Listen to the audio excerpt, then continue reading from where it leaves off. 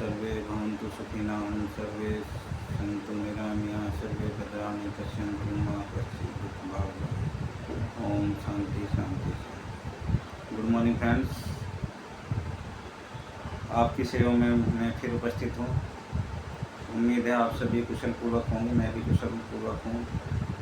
और अगर आपने चैनल सब्सक्राइब ना किया हो तो इस चैनल को सब्सक्राइब कर लें। और यहाँ पे मैं आपको आज मुझे कुछ रिक्वेस्ट आई थी जो मेरे सब्सक्राइबर हैं चैनल के और जो सपोर्टर्स हैं और जो खासकर विद्यार्थी हैं उनसे कि सर आप जो है हमें भारतीय संविधान के बारे में बताएं।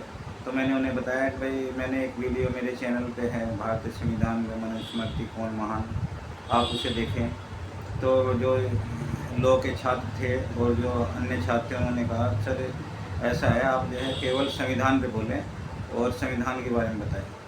तो मैं इस भारतीय संविधान के बारे पे आज आपको कुछ बताने जा रहा हूँ। और मैं ये आपको ये भी बताना चाह रहा हूँ कि मैंने आज तक जितने भी प्रतियोगी परीक्षाएं दी हैं, जिसमें पीसीएस की भी हैं, यूपीएससी की भी हैं, उसमें मैंने पाया कि भारतीय संविधान के कुछ क्वेश्चन हर परीक्षा में आते हैं।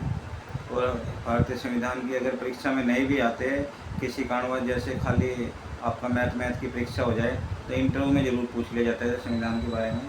तो आप जो है सभी जितने भी मेरे व्यूअर हैं उनसे उम्मीद है मुझे, चाहे वो बच्चा हो, बूढ़ा हो, जवान हो, वो इस वीडियो को ज़रूर देखें और भारतीय संविधान के बारे में जानें। क्योंकि भारतीय संविधान एक तरह से आपका राजग्रंथ समझिए, जिसे जो है आपको हमेशा सिर माथे रखना है। और आपकी जो जीवन पे जो अगर प्रभाव किसी का सबसे ज़्यादा पड़ने वाला है तो भारतीय संविधान का ही पड़ने वाला है। अगर आप कोई व्यवसाय कर रहे हैं तो वो भी भारतीय संविधान के द्वारा ही कंट्रोल होता है। अगर आप सरकारी नौकरी में जा रहे हैं तो वो भी भारतीय संविधान के अनुसार ही कंट्रोल होता है। अगर आप प्राइवेट नौकरी कर रहे हैं तो वो भी भारतीय संविधान के अनुसार ही कंट्रोल होता है। तो ये आप कह सकते हैं कि सुप्रीम लॉ है, supreme law of India is Indian constitution of India. और जो भारतीय संविधान है, अगर जब भी आप पढ़ने बैठे इसके बारे में, अगर आप किसी प्रतियोगी परीक्षा की तैयारी कर रहे हैं या किसी जो है सब्जेक्टिव एग्ज़ाम की तैयारी कर रहे हैं, जैसे लॉ के स्टूडेंट करते हैं अपने सब्जेक्ट में, तो मैं आपसे रिक्वेस्ट करूंगा कि एक बेयर एक्ट आता है यूनिवर्सल पब्लिकेशन का या बार एंड बेंच का। ये आपका ज़्यादा मोटा नहीं होता है, देखिए इतना मोटा आपको बेयर एक्ट मिलेगा। ये इस तरह से आप उसे एक ज़रूर खरीद लें। जब भी कॉन्स्टिट्यूशन के बारे में पढ़ने के लिए बैठें आप इस बेयर एक्ट को अपने पास ज़रूर रखें। और इसमें जो है ना आपको सभी आर्टिकल भारतीय संविधान के मिलेंगे, जिससे जो है ना आपको पढ़ने में अच्छा लगेगा और वो जो है ना पढ़ते हुए आपकी समझ में भी आए। जब भी आप पढ़ें भारतीय संविधान के बारे में इसे ज़रूर रखें, वरना ऐसे बहुत सारी किताबें हैं जिसमें आर्टिकल तो बता दिया जाता है लेकिन वो कहाँ मिलेगा ये नहीं पता लगता है। तो इसमें जो हमारा ये बेयर एक्ट है, इसमें मैं आपको बताना चाहूँगा, इसमें एक प्रिम्बल है। वो प्रिम्बल में क्या लिखा हुआ है वही पूरा संविधान में है। संविधान का निचोड़ अगर आपको देखना हो कहीं पे है तो जो भारतीय संविधान है उसके प्रिम्बल प्रस्तावना में है। उसमें इस तरह से है, we the people of India having solemnly resolve to constitute India into a sovereign socialist secular democratic republic and to secure to all its citizens justice, social, economic and political liberty of thought, expression, belief, faith and worship, equality of status and opportunity, and to promote among them all fraternity and integrity and unity of nation. And in our Constitution Assembly this 26th November do hereby adopt, enact and give to ourselves this Constitution। तो आप ये जो है ना इस preamble को अवश्य पढ़ें। इसमें जो है आपको पता लगेगा कि भारतीय संविधान किसकी बेसिक क्या हैं। उसमें इसने जो जस्टिस की बात करी है वो सोशल, इकोनॉमिकल और पॉलिटिकल की क्यों की है। लिबर्टी ऑफ जो thought, belief, expression, faith, worship की बात की गई है तो वो हर भारतीय नागरिक को की गई है। Equality of status and opportunity की बात की गई है तो हर भारतीय नागरिक के लिए की गई है। डिग्निटी ऑफ इंडिविजुअल की बात की गई है तो हर भारतीय नागरिक के लिए की गई है। डिग्निटी ऑफ इंडिविजुअल को प्रस्तावना में स्थान दे दिया गया है, यानी कि हमें जो है हर भारतीय को बहुत मोस्ट इम्पोर्टेंट पर्सन मानना है, उन्हें जो है $1,000,000 पर्सन मानना है, या आप कह सकते हो उन्हें जो है कभी भी गरीब नहीं मानना है, करोड़पति मानना है। और जो है उन्हें मतलब आपको अच्छा ही मानना है, उनके बारे में डिग्निटी का हमेशा ध्यान रखना है, चाहे वो स्त्री हो पुरुष हो। भारत में अगर कोई इंडिविजुअल है तो उसके प्रति आपको अच्छा ही सोचना है, उसकी प्रतिष्ठा का हमेशा ध्यान रखना है। और साथ ही unity and integrity of nation, जो हमारा देश है उसकी यूनिटी का हमेशा ध्यान रखना है। कोई उसके टुकड़े करने की बात करे तो उसका विरोध करना है, और जोड़ने वाली बात अगर कोई करता है तो उसका सम्मान करना है। इन 4 चीज़ों के हमारे प्रस्तावना में स्थान दिया गया है।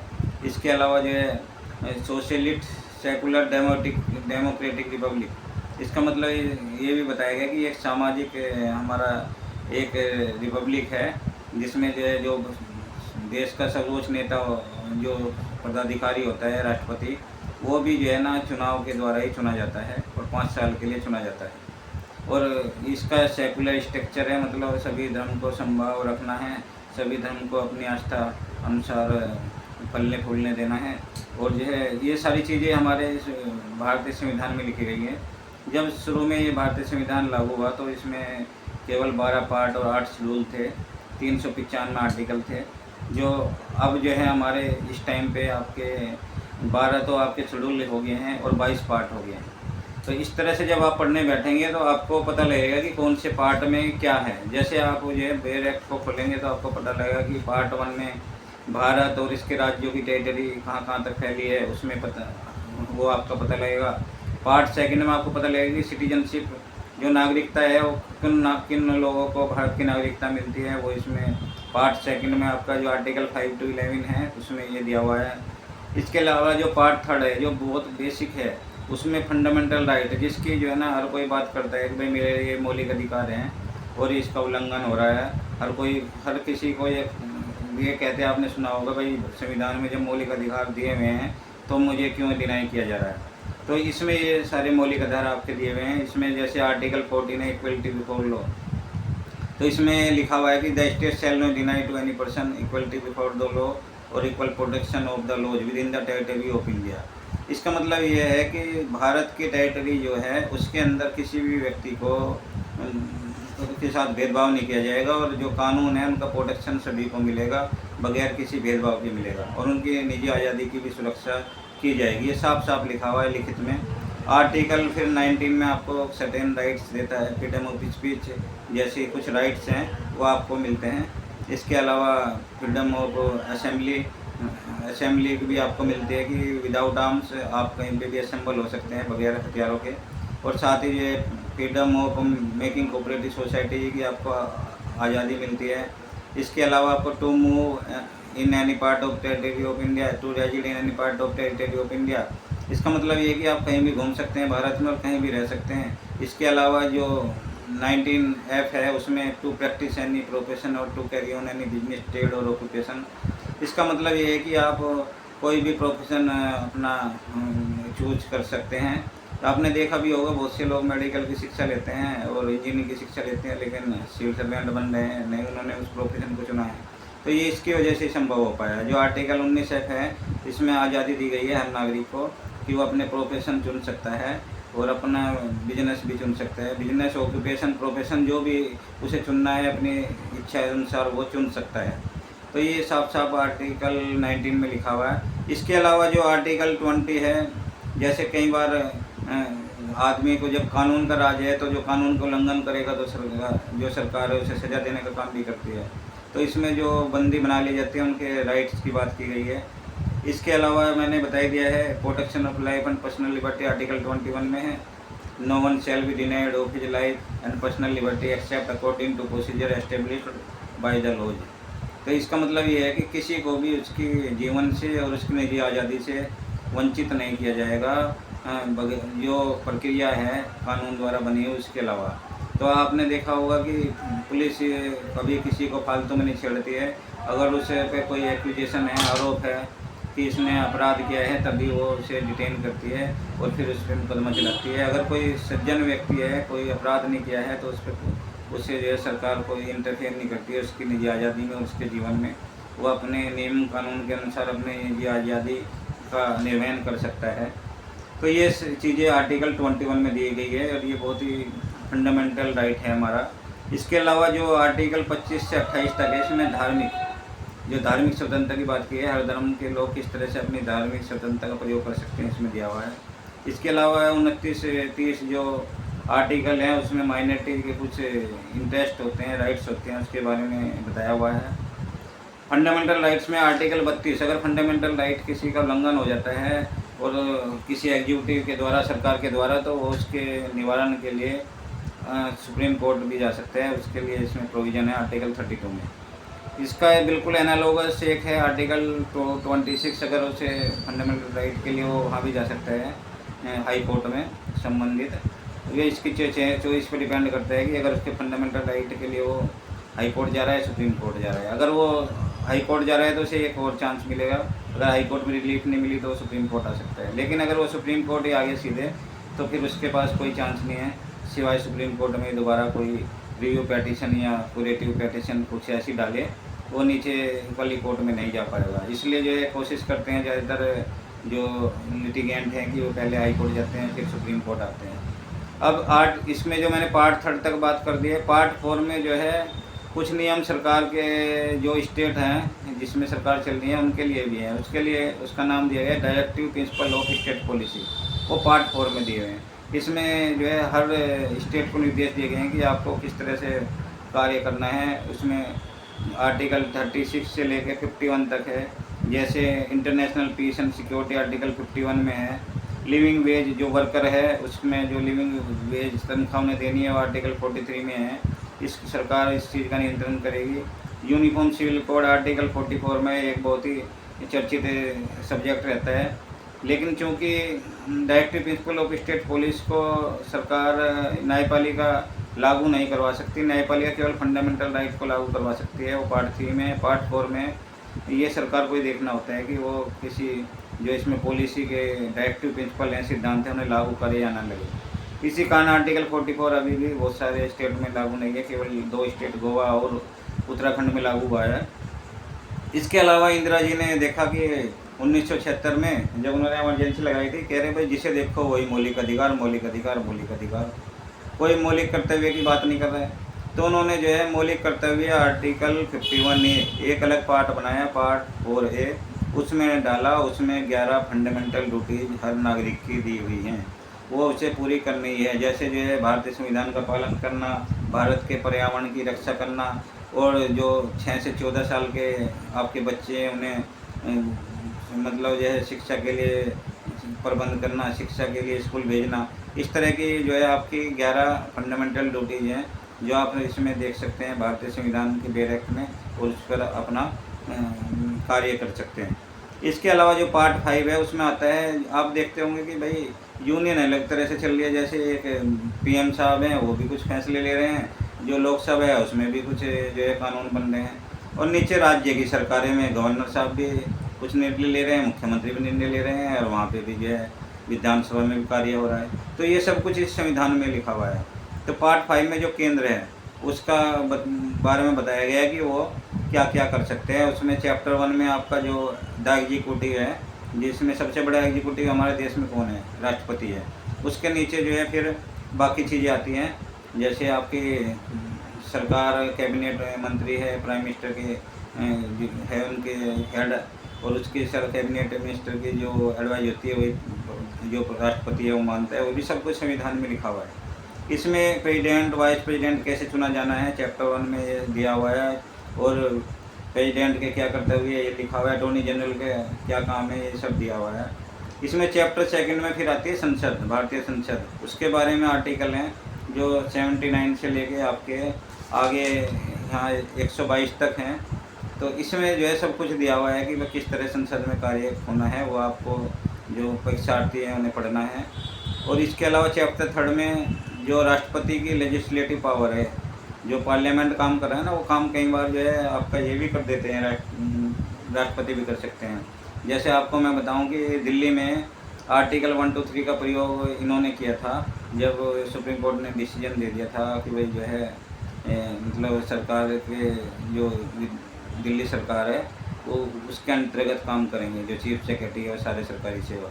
तो इसे जो है फिर भारतीय जो राष्ट्रपति साहब को एक बिल बना के दिया गया था, उसमें फिर संशोधन करके वो पावर पुनः केंद्र सरकार पर पहुंचा दी गई थी। तो इस तरह से ये आपके राष्ट्रपति के पास पावर होती है इस तरह की कि वो 1, 2, 3 कर दे। 1, 2, 3 का मतलब विधायक का संसद से बिल बनने से पहले ही अपना बिल बना ले और उसे लागू भी कर दे। इसके बाद चैप्टर 4 में इसके आती है यूनियन जुडिशरी, मतलब केंद्र में जो जुडिशरी होगी। इसमें जो है सुप्रीम कोर्ट की स्थापना के बारे में आर्टिकल 124 है। इसके अलावा जो नेशनल जुडिशियल अपॉइंटमेंट कमीशन है 124A में था, इसे सुप्रीम कोर्ट ने इलीगल डिक्लेयर कर दिया है, तो अब ये आर्टिकल निरस्त हो चुका है। इसके अलावा 136 है special leave to appeal. Supreme court में आप अगर हाई कोर्ट से आपको रिलीफ नहीं मिलती है तो स्पेशल लीव डाल सकते हैं सुप्रीम कोर्ट में, और ये सुप्रीम कोर्ट के डिस्क्रिप्शन पे है कि वो आपकी अपील एक्सेप्ट करे या ना करे।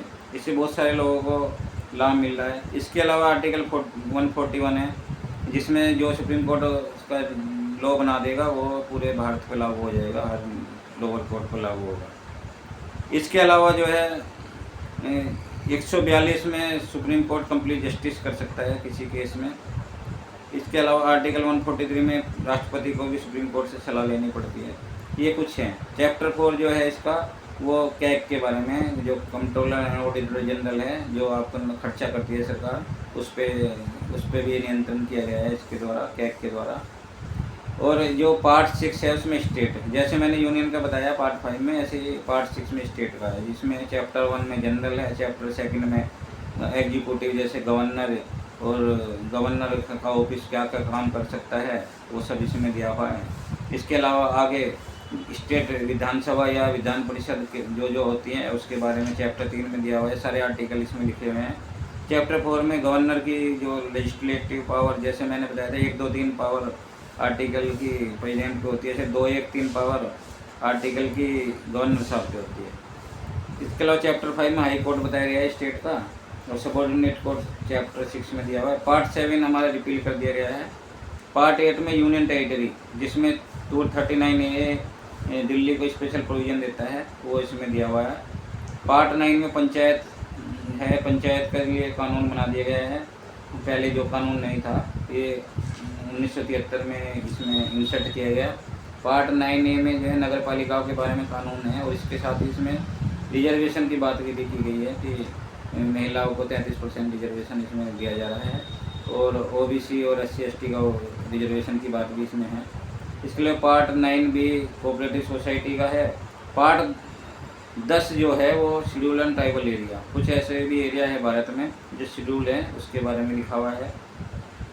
इसके अलावा जो केंद्र व राज्य के बीच संबंध होते हैं उसके लिए पार्ट 11 है। इसमें चैप्टर 1, चैप्टर 2 पार्ट, इसके बाद आता है पार्ट 12।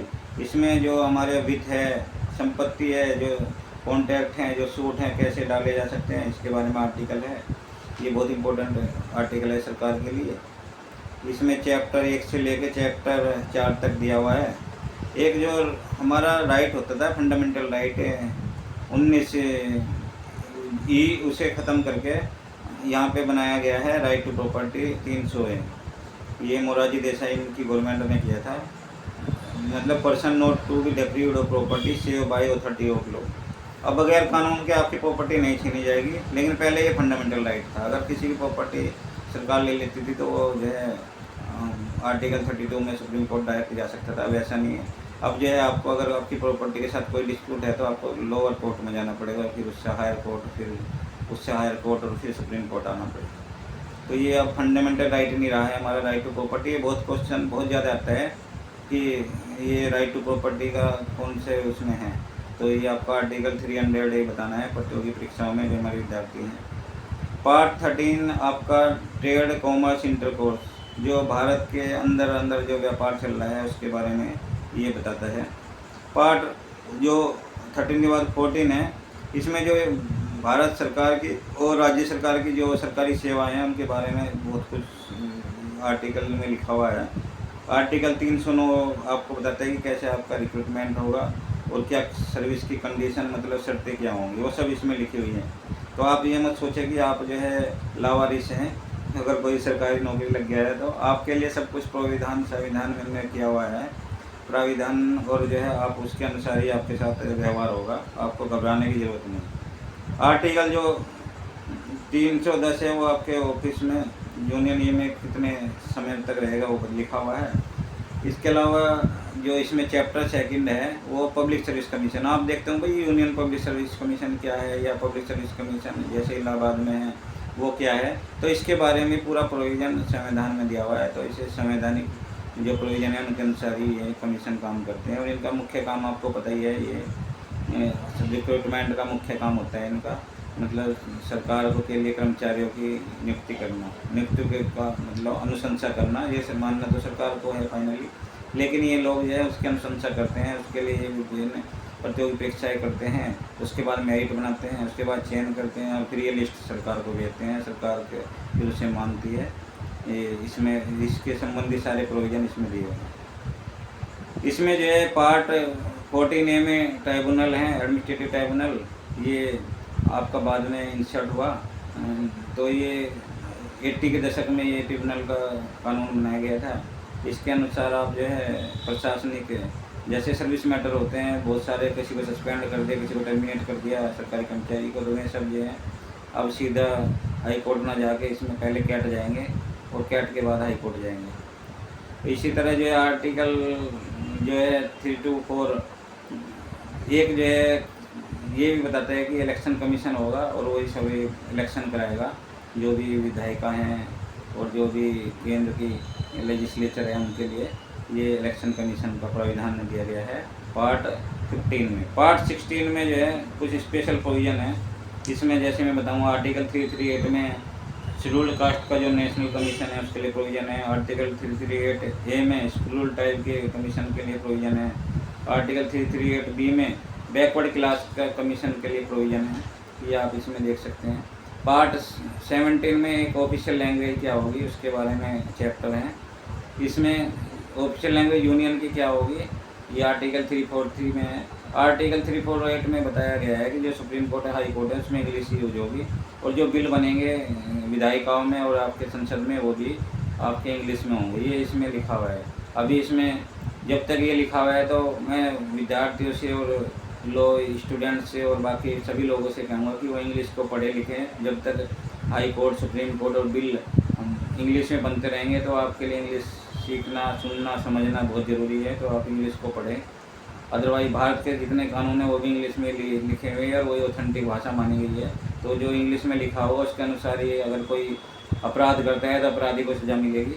और इंग्लिश में जो आपके सेंट्रल लॉज लिखे हैं गवर्नमेंट सर्वेंट के, जैसे CCS conduct rule 1964, CCA rules 1965, तो ये इंग्लिश में लिखे हैं। तो आपके लिए इंग्लिश अनिवार्य है। आप इसे इंग्लिश को फ़ौरन भाषा समझ के इसे नफरत मत करें, इसे सीखें। ये एक इंटरनेशनल लैंग्वेज है और धीरे धीरे हमारी हिंदी भी ग्रो हो रही है। हिंदी में अब देखो ना, मैं आपको हिंदी में समझा पा रहा हूँ कॉन्स्टिट्यूशन का, लेकिन एक समय ऐसा भी था कि हिंदी में समझाना बहुत ही कठिन काम होता था। ये केवल इंग्लिश भाषी जो लोग थे वही समझ पाते थे और आज की डेट में आप भी इसे हिंदी में भी समझ पा रहे हैं भारतीय संविधान को। तो चैप्टर आपका इसमें 4 चैप्टर हैं। पार्ट आपका 18 है वो इमरजेंसी प्रोविज़न है। 352 आर्टिकल 352 वो प्रोविज़न है जिसके अनुसार इंदिरा जी ने सन 1976 में इमरजेंसी लागू की थी और वो जो है उसके ग्राउंड इसमें दिए हुए हैं किस ग्राउंड पे इमरजेंसी लागू हो सकती है। उसमें अब इंटरनल डिस्टर्बेंस था, एक ग्राउंड था, उसे मोरारजी देसाई गवर्नमेंट ने हटाया था। अब सशस्त्र विद्रोह, अगर कहीं पे सशस्त्र विद्रोह होता है तभी ये इमरजेंसी लागू की जा सकती है। तो ये थोड़े सा सेफ गार्ड दिया मोरारजी देसाई गवर्नमेंट ने, क्योंकि उस टाइम पे जब इमरजेंसी लागू हुई थी हमारे बहुत से विरोधी दल के नेताओं को जेल में भेज दिया गया था और उन्हें बहुत ट्रायल ही उनका बहुत दिनों तक नहीं चला था, तो उन्हें बहुत कष्टों को सहन करना पड़ा। पार्ट 19 जो मिससेलेनियस चीज़ें बताती है, ये प्रेसिडेंट और गवर्नर की और राज प्रमुख जो है उनकी रक्षा कैसे की जानी है, ये सारी चीज़ें इसमें लिखी हुई है। और पार्ट जो 20 है उसमें संविधान का संशोधन कैसे किया जाता है वो उसमें लिखा हुआ है आर्टिकल 368, ये बहुत इंपॉर्टेंट आर्टिकल है। वो पार्ट 21 में जो टेम्परेरी ट्रांजिशन स्पेशल प्रोविज़न है, जैसे आपको पता ही है कि ये आर्टिकल 370 था जम्मू एंड कश्मीर का, उसमें संशोधन हुआ है, तो वो इस आर्टिकल में आप पढ़ सकते हैं।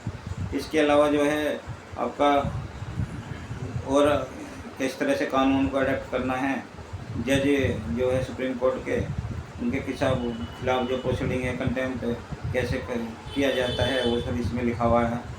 इसके अलावा पार्ट 22 जो 22वां है उसमें शॉर्ट टाइटल दिया हुआ है भारत का, और जो इसके संविधान कब लागू होगा ये लिखा हुआ है। इसके अलावा 394 में ये भी लिखा हुआ है कि जो भारतीय संविधान का एक प्रमाणिक टेस्ट हिंदी में भी होगा। 395 में रिपील है। इसके बाद जो आपके 12 शेड्यूल हैं, फर्स्ट शेड्यूल में आपको स्टेट और यूनियन टेरिटरी है उसकी का मतलब बाउंड्री के बारे में बताया गया है, कहाँ से कहाँ होगी। सेकंड शेड्यूल में कुछ प्रोविज़न है जो प्रेसिडेंट, गवर्नर और स्पीकर, डिप्टी स्पीकर के बारे में है, वो आप पढ़ सकते हैं। जज और सुप्रीम कोर्ट, हाई कोर्ट के प्रोविज़न है, कैग का प्रोविज़न है, वो इसमें लिखे हुए हैं। थर्ड शेड्यूल में जो हम शपथ देखते हैं ना कि कई बार जब चीफ जस्टिस ऑफ इंडिया चुने जाते हैं तो उन्हें प्रेसिडेंट शपथ दिलाते हैं, या जो है जब प्राइम मिनिस्टर चुने जाते हैं तो उन्हें प्रेसिडेंट शपथ दिलाते हैं। तो इस तरह के जो फॉर्म है, जिस फॉर्म के अनुसार शपथ ली जाती है, वो इसमें थर्ड शेड्यूल में दी हुई है। इसके अलावा जो राज्यसभा है उसमें हर स्टेट से कितनी सीटें हैं वो फोर्थ शेड्यूल में है। फिफ्थ शेड्यूल में जनरल है, जिसमें किस तरह से शेड्यूल एरिया है उसका प्रशासन किया जाना है, वो इसमें दिया हुआ है। सिक्स शेड्यूल जो आपका है वो ट्राइबल एरिया संबंधी कुछ, जैसे आपका नॉर्थ ईस्ट है, असम, मेघालय, त्रिपुरा, मिजोरम, इससे संबंधित प्रोविज़न है। सेवंथ शेड्यूल बहुत ही इम्पोर्टेंट है। ये जो है आपका, इसमें 3 लिस्ट हैं, एक यूनियन लिस्ट है, लिस्ट सेकंड में स्टेट लिस्ट है, और लिस्ट थर्ड में कंकरेंट लिस्ट है। तो जो यूनियन लिस्ट है उस पर कुछ सब्जेक्ट हैं इसमें जिस पर केवल यूनियन, केंद्र सरकारी केंद्र का कानून बनाता है, और स्टेट लिस्ट में स्टेट कानून बनाता है। और जो कंकरेंट लिस्ट है उसमें दोनों कानून बना सकते हैं, लेकिन अगर किसी कारणवश केंद्र का कानून है तो उस सब्जेक्ट पर तो केंद्र का कानून वो लागू माना जाता है, वो प्रभावी माना जाता है। 8th शेड्यूल आपका लैंग्वेज बताता है कि कितनी लैंग्वेज है हमारी ऑफिशियल लैंग्वेज, वो आप इसमें देख सकते हैं। 9th शेड्यूल एक ऐसा शेड्यूल था जिसमें कानून रख दिया जाए तो उसमें फिर वो मतलब नॉन अमेंडेबल हो जाता था। इस कानून का उसके अगेंस्ट आप सुप्रीम कोर्ट नहीं जा सकते, लेकिन इसे अब रिवाइज कर दिया गया है। सुप्रीम कोर्ट की डिसीजन है एक, उसके अनुसार आप 9th शेड्यूल में भी अब उसे सरकार सुप्रीम कोर्ट रिव्यू कर सकती है और कॉन्स्टिट्यूशनल कोर्ट रिव्यू कर सकती है। 10th शेड्यूल जो है डिफेक्शन के बारे में, जैसे आपने देखा होगा कुछ दल जो पहले सत्ता में नहीं आ पाते हैं चुनाव के बाद, तो वे दूसरी पार्टी ज्वाइन करते थे बहुत ज़्यादा। तो उसके लिए एक कानून बनाया है कि अगर कोई दल इस तरह से उसके MP हैं तो उसके 2/3, मान लिया किसी के 9 मतलब MLA हैं तो 6 MLA अगर उसमें से हट जाएं और दूसरी पार्टी बना ले तो वो डिफेक्शन वैलिड होगा। उससे कम अगर रह जाते हैं, अगर 5 ही कोई पार्टी बनाते हैं तो उसे मान्यता नहीं मिलेगी और उनकी सदस्यता रद्द करने का इसमें प्रोविज़न है। तो आप जो है 9th शेड्यूल 10th शेड्यूल में ये डिफेक्शन से संबंधित प्रोविज़न है। 11th शेड्यूल और 12th शेड्यूल में आपका जो है म्यूनसिपैलिटी और पंचायत से संबंधित जो प्रोविज़न हैं, सब्जेक्ट्स हैं, वो दिए हुए हैं कि किस पे पंचायत का कानून बना सकती है, काम कर सकती है, और किन पे जो है म्यूनसिपैलिटी का कानून बना सकती है और काम कर सकती है। इस तरह मैंने आपको भारतीय संविधान को एक शॉर्ट में बताया है और उम्मीद करता हूँ कि आपको ये पसंद आया होगा। और साथ ही मैं ये भी कहना चाहूँगा, मैं थोड़ा इसके बारे में आपको जनरल बताऊँ कि भारतीय संविधान से किस तरह से चीज़ें हमारी सुधरी हैं।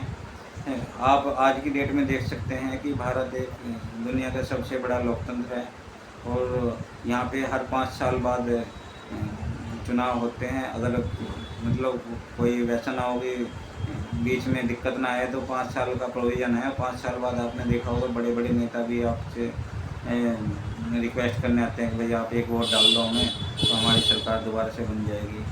तो ये भी सब कुछ ये भारतीय संविधान के द्वारा ही संभव हो पाया। कोई कितना भी बड़ा कर्मचारी है, अगर वो आपको रिश्वत मांगता है तो आप उसके अगेंस्ट कंप्लेंट डाल सकते हैं और उसके बाद उस पर एक्शन हो सकता है। तो इस तरह से सभी जो है कानूनों से बंधे हुए हैं और कानून से बंधे होने का ये फ़ायदा हमें ये हुआ है कि हम कह सकते हैं कि हम भी एक सभ्य देश के नागरिक हैं और हम अपना प्रशासन खुद कर सकते हैं। अंग्रेज़ों का यही तो कहना था, उनका ये कहना था कि भाई हम आप पे राज इसलिए कर पा रहे हैं कि आप अपना राज नहीं संभाल सकते, आप इस काबिल नहीं हो कि आप अपने देश का राजकाज संभाल सको। आप में इतना प्रेम ही नहीं है एक दूसरे के प्रति कि जो है आप हर नागरिक को बराबर मान सको। आप तो इतने बटे हुए हो कि आपको जोड़ना बहुत ही असंभव बात है। इसलिए वो कहते थे कि ब्रिटिश एम्पायर का सूरज कभी अस्त नहीं होता है और जो ये भारतीय एम्पायर है इसका सूरज कभी उगींदा है।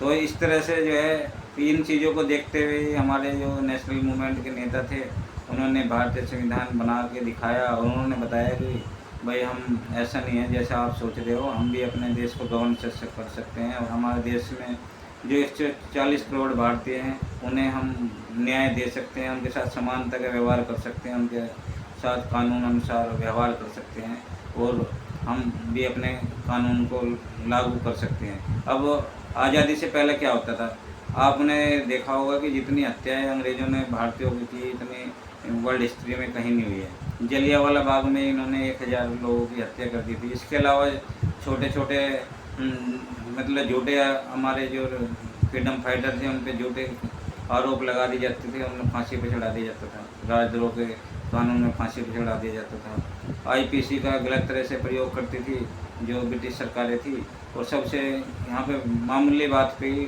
लोगों को फांसी पे चढ़ा दिया जाता था। और जबकि अपने देश में इंग्लैंड में वो अभी मैं आपको बताऊं कि उनके यहाँ लास्ट फांसी 30 साल पहले हुई थी। तो इस तरह की चीज़ें मतलब उन्होंने हमारे यहाँ तो जो है पूरा अत्याचार किया और अपने यहाँ जितने नागरिक थे उन्हें पूरा न्याय दिया। तो यही हमारे भारतीय नेताओं ने कहा कि हम भी अपने हर नागरिक को न्याय दे सकते हैं और इसलिए ये भारतीय संविधान लागू किया है। ये लिखित का संविधान है जिसके अनुसार जो है आप अपने कार्य को कर सकते हैं और यही सुप्रीम है। आप किसी धार्मिक ग्रंथ को सुप्रीम न माने, किसी आप सबसे पहला जो राजधर्म है, राज धार्मिक ग्रंथ है वो हमारा भारतीय संविधान है, उसके अनुसार ही आपके साथ व्यवहार होना है। तो आप कोई आपको भड़काता है, हिंसा के लिए भड़काता है तो कहीं भाई मैं तो संविधान के अनुसार ही कार्य करूँगा और उसके अगेंस्ट नहीं जाऊँगा, भारतीय कानूनों के अनुसार ही कार्य करूँगा। तो आप इस चीज़ का हमेशा ध्यान रखें कि आपको भारतीय नियमों का, कानूनों का पालन करना है। वो नियम कानून में इंसान ही रह सकता है, सभ्य इंसान रह सकता है। और अगर आप नियम कानून नहीं रह रहे हैं तो इसका मतलब जंगल राज मानने बिलीव करने वाले लोग हैं। और जंगल राज का सिद्धांत जो आपको पता ही है कि जंगल राज में सबसे ज़्यादा जो है हानि, वहाँ पे कोई जानवरों को बराबर थोड़ा माना जाता है, ये जंगल राज है। लेकिन यहाँ जो सभ्य राज है उसमें हर इंसान को बराबर माना जाता है, उसके अनुसार उसी के अनुसार व्यवहार किया जाता है। यहीं पे मैं आपसे विदा लेना चाहूँगा। उम्मीद है आपको ये वीडियो पसंद आई होगी और भारतीय संविधान की प्रारंभिक जानकारी आपको मिल गई होगी। बच्चे बूढ़े जवान इसे ज़रूर देखें और इस वीडियो को ज़्यादा से ज़्यादा शेयर करें, खासकर विद्यार्थियों के लिए और जो अपने बच्चों के लिए, क्योंकि ये उनके काम आने वाला है हमेशा के लिए। और ऐसा जो मेरा ये चैनल है इसे सब्सक्राइब करें और इसका लिंक दूसरों को भेजें जिससे वो भी इस तरह की प्रतिदिन वीडियो देख के और अपना आपको लाभान्वित महसूस करें। इसके अलावा मैं लाइव चैट में शाम को आऊँगा 7:30 बजे, तो आप भारतीय संविधान से संबंधित क्वेश्चन तैयार रखें, आप मेरे से डिस्कस कर सकते हैं और मैं आपको उसके बारे में ज़रूर कमेंट करूँगा, जवाब दूँगा। तो आप मुझे कमेंट करें और मैं आपको उसका जवाब देने के लिए शाम को मिलूँगा आपसे 7:30 बजे। Good bye.